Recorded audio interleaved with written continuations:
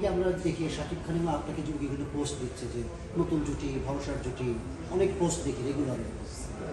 আপনার মানে কি মনে হয় আমরা কি আরো দেখবো কিনা সামনে? একটু ওয়েট করেন, আমার মনে হয় সেটার অ্যান্সার হয়তো খুব জলদি চলে আসবে।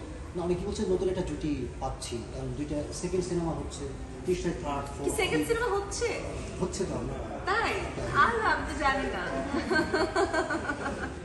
কিন্তু এমনিতে আপনার থেকে শাকিব খান খুব ছোট করে সহজ করে কি বলবো? আমি বরাবর মতোই বলে এসেছি আসলে শাকিব ভাইয়ের সাথে কাজ করা এবং তাও আবার প্রথম ফিল্মে ওনাকে হিরো হিসেবে পাওয়াটা আমার জন্য একটা বড় মানে পাওয়া ছিল, বড় একটা ব্লেসিং ছিল, বিকজ উনি আমাকে অনেক ইন্সপায়ার করেছে। আমি ভীষণ নার্ভাস ছিলাম আমার প্রথম ফিল্মের সময়, তবে উনি আমাকে বলছিল যে না, আমার ফিল্মের দিকে মনোযোগী হওয়া উচিত, এবং সেই ইন্সপিরেশনটা আমাকে ভীষণ হেল্প করেছে যে পরবর্তী কাজগুলোকে চুজ করা বা পরবর্তী কাজে নিজের 100%টা দেওয়া। সো ওনাকে অনেক অনেক ধন্যবাদ যে আমার মতো একটা নিউ কামারকে উনি এই সাপোর্টটা দিয়েছে, যেটা অ্যাকচুয়ালি উনি না দিলেও পারতেন।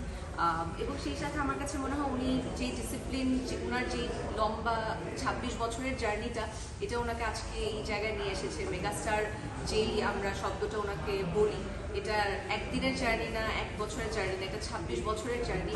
সো আমিও চাইবো যে আমারও এরকম একটা জার্নি হবে যেখানে দর্শক এত বছর ধরে মানে আমাকে মনে রাখবে এবং আমাকে তাদের মানে হৃদয়ে এরকম একটা জায়গা দিবে যেটা শাকিব ভাইয়াকে দিয়েছে।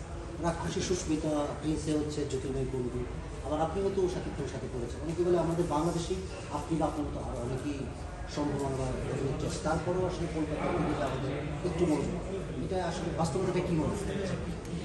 আমার কাছে মনে হয় এটা অ্যাকচুয়ালি ডিরেক্টরের ফ্রিডম, ওনারা কাকে কাস্ট করবে।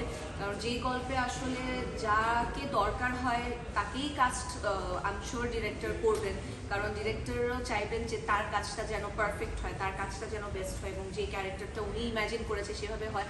সো আমি অ্যাকচুয়ালি এটাকে এভাবে করে দেখি না যে বাংলাদেশের অভিনেত্রী বা কলকাতার অভিনেত্রী। আমার কাছে মনে হয় অ্যাক্টর এবং যখন একটা অ্যাক্টর ক্যারেক্টারের জন্য চুজ করা হয়, সেটা নিশ্চয়ই ডিরেক্টর, প্রডিউসারদের এবং সবার কোনো না কোনো একটা কারণ থাকে। সো সেভাবে নিশ্চয়ই প্রত্যেকটা মানে রাক্ষসে হোক, প্রিন্সে হোক, সেভাবে করেই চুজ করা হয়েছে।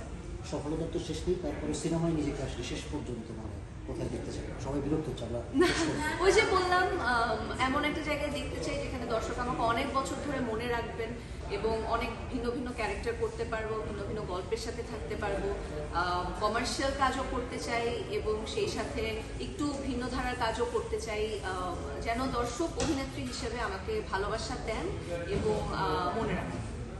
আর কারো কি প্রশ্ন? সব তো আমি বললাম।